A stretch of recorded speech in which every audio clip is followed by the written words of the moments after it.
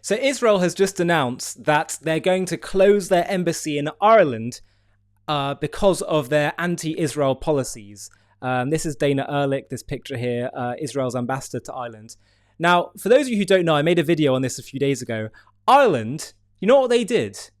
They were saying in the South Africa's case of saying that Israel's committing genocide in Gaza, which the ICJ said there's no case for a conclusive genocide.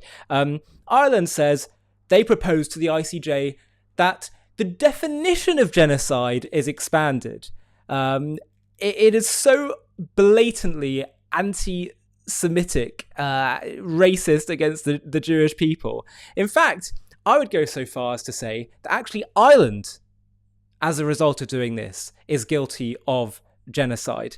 The reason being because the definition of genocide doesn't need expanding. It was fine to define the Holocaust for the Rwanda genocide and other genocides. What's happened is they've realised over 95% of Gazans have not died in this war. Israel is clearly focused on targeting Hamas. Well, of course, there's going to be collateral damage and collateral deaths, tragically, as a part of war.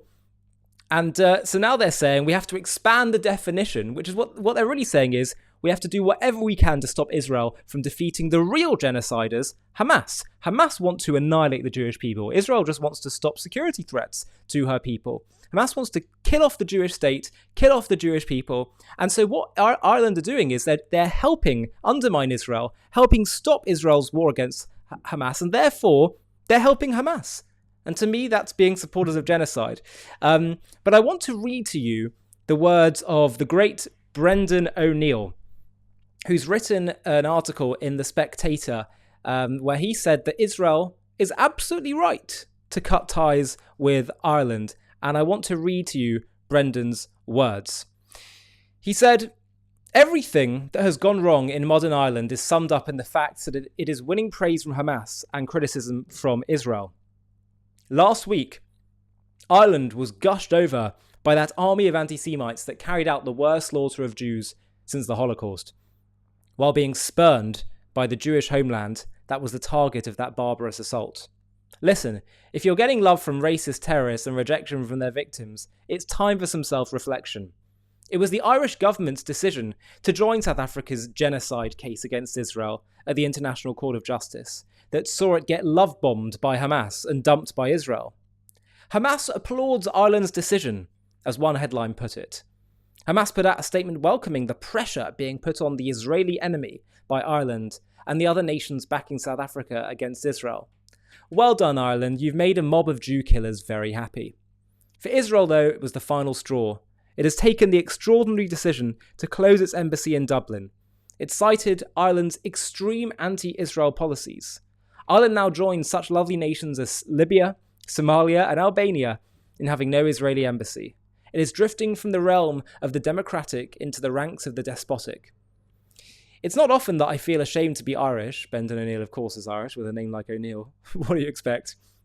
But this unconscionable state of affairs, where my motherland finds greater favour among the neo-fascists of Hamas than it does with the democratic nation of Israel, this makes me ashamed to be Irish. Wow, strong words from Brendan. Israel is right to cut ties with Ireland. It is right to say the Irish government's attitude to Israel is fuelled by double standards.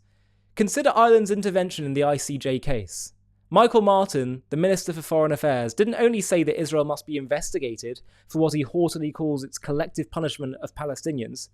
He also said the ICJ should broaden its interpretation of what constitutes a genocide. Shorter version, can't find Israel guilty of genocide? No problem, just change the meaning of genocide. Martin said there is too often a narrow interpretation of genocide, which gives states like Israel impunity. Ireland, he pompously declared, takes a broader view of what constitutes genocide. Bully for you. The rest of us are happy to stick with the true meaning, an act of mass killing carried out with the genocidal intent to destroy a people, rather than broaden out the meaning just to ensnare a state we don't like. The cynicism of Ireland's position, the slipperiness of it, is mind-blowing. To twist the rules of both war and language in order that Israel might finally get the comeuppance its Western haters think it deserves, that is the sign of a deeply unserious state. A state more committed to the bourgeois cult of Israel-phobia than to the truth.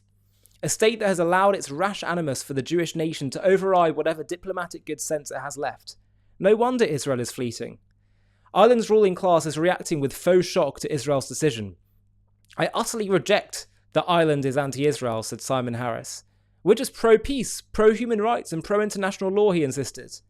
The amount of cant in that statement is extraordinary. Virtually none of it is true. Harris, by the way, is Ireland's leader. Ireland is pro-human rights. That will be news to Irish folk who have watched with growing dread as Dublin has cozied up to China and Saudi Arabia. Ireland happily receives oodles of investment from the Chinese regime, leading even the BBC to wonder if such economic intimacy will have a reputational cost for the Republic. So lustful is Ireland for Saudi money that it studiously avoided criticising the Saudi onslaught on Yemen, a calamity whose horrors dwarfs Gaza's. Even Sinn Féin called that one right when it denounced Dublin's shameful silence on the Saudi war on Yemen. Yet, when it comes to Israel, suddenly the Dublin elite morphs into a bunch of human rights-loving peaceniks. These are the double standards Israel talked about.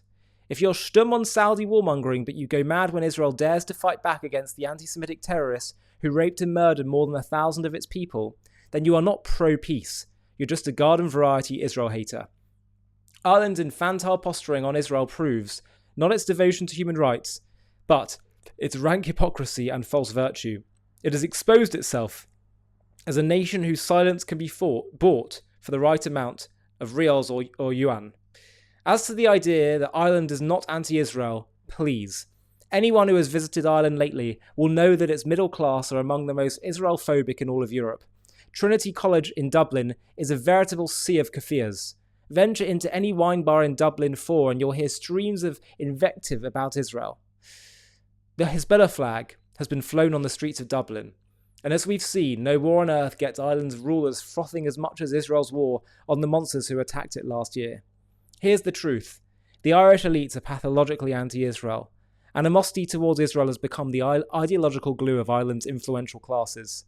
Ireland has failed the great moral test of our time, the test set by the barbarous acts of 7th of October, and now finds itself loved more by the killers of that day than by their victims. For shame. Brendan, of course, puts into words so clearly what I think is the moral truth. You know, when you're dealing with bullies, the only way you deal with them is by standing up to them. Israel should first seek being respected before trying to seek being loved. And absolutely, Israel has every right, every duty, I would even say, to say, we're not having this. Sorry, Ireland. If you want to try to mess with us like this, be complicit in Hamas's genocide, well, we're out of here. So thank you, Brendan, for those words. Now, JTV, this is a channel that has been having a really big impact, particularly in the last year. We're getting millions of views every single week. But as you can see in this little title over here, we're doing a campaign right now to grow. We want to do a whole new range of content. We want to expand our team, the work we do, so we can compete even more seriously with all the anti-Israel actors and media out there. This is our campaign right now. We really want to reach our target. Please click on the link to help us reach our goal. I'd be so grateful for your support. A lot of people just watch this and they appreciate what we're doing and they think, yeah, but they don't actually click. Please be one of those people that actually clicks on that link and partners with us in helping us have the resources to share the truth about Israel, create positive associations with the Jewish people and Judaism to a world that desperately needs it. Here is our campaign video which explains more. The world is full of lies. That Israeli Prime Minister Benjamin Netanyahu bear criminal responsibility. The truth is under attack. Which river, which sea? So you don't know the From the media to the UN to celebrities, lies reign supreme. But the thing about the truth is that no matter how dark a room of lies, if you light one candle of truth, it can light up the whole room. That's why I created JTV, the global Jewish YouTube channel. We have been lighting the flame of truth on social media. We believe that the key to defeating anti-Semitism isn't just in fighting the hate, but it's about creating pro-Semitism and sharing the truth. There's nothing inevitable about anti-Semitism. We just need to tell our story with confidence, pride, and love. We believe that telling the truth exposing the lies, and sharing the wisdom and beauty found within the Jewish story and the ideas of Judaism can transform the world. We're reaching millions of people all around the world from all backgrounds and perspectives. Every day we are transforming people's views about Israel, Jews and Judaism. How do we know? Because they tell us. But there's so much more we can do. It's time for us to build a team to accelerate our growth and produce way more content that can appeal to even more people. We want to hire more presenters, start doing documentary series, and way more. And if we do that, JTV will start competing with the other big media players who peddle anti-Israel narratives. And that's where you come in. I'm asking you to please partner with us on our journey to spread the truth to the entire world by donating whatever you can to this fundraiser. Together, we will harness the power of social media to shine the light of truth to the whole world. Thank you so much for your support.